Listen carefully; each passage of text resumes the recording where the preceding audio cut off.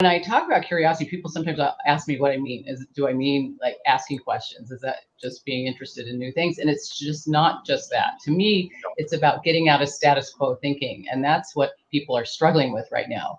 It's these culture changes of how employees are wanting different things and kind of requesting what they want now instead of the employers telling them what they get. And so there's a whole shift in culture, and curiosity ties into all of that. Yeah, you're right. You're right. The expectation level. I mean, it's interesting. I do a bit of work around DEI, and something like 67% of the younger generations, people much younger than me, actively research the culture of an organization before they apply for it. When I was looking for jobs in the 80s, the last thing I did was think about the culture of an organization. So right. I think there are new forms of curiosity coming out. Don't you think? I mean, curiosity will just keep replicating, well, keep kind of re-emerging as different forms. What do you think? I totally think that curiosity ties into just everything that organizations want to achieve. I mean, if you look at it like baking a cake, for example, if you think about your end goal is to have a cake and you mix ingredients, flour and oil and whatever, and you put it in a pan, you put it in the oven, you want cake. Well, you don't get cake if you don't turn on the oven.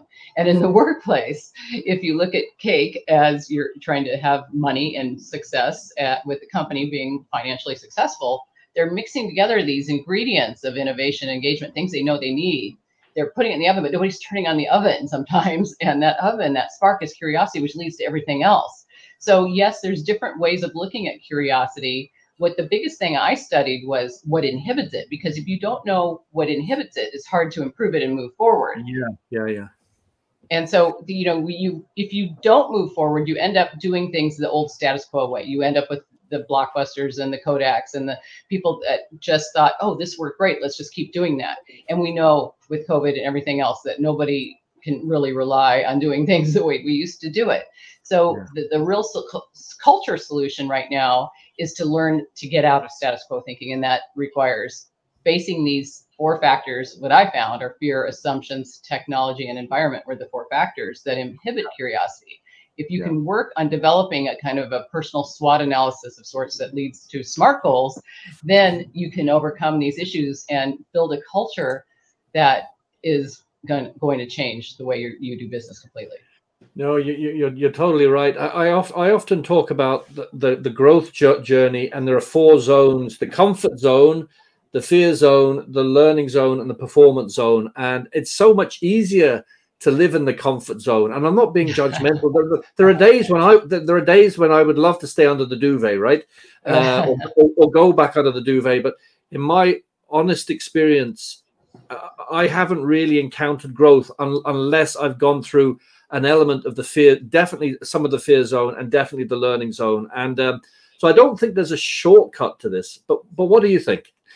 No, you're definitely correct. And I think that the fear aspect is really interesting to me, because when I did the research, I wasn't totally expecting fear to be one of the inhibitors, right?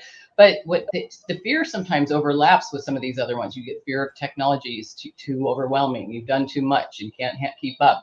Or you have the assumptions in your head that tell you you're going to fail, or this isn't going to work, or it's too hard, or they're just going to give me this job and not give me any extra money. Why should I do it? So all these things lead to this fear. So you have to look at how all these things interact. And the environment as well. Everybody with whom you've had interactions with impact that voice in your head, impact, you know, your boss told you don't come to me with problems unless you have solutions. Well, you're not going to volunteer any information if you don't know how to solve it.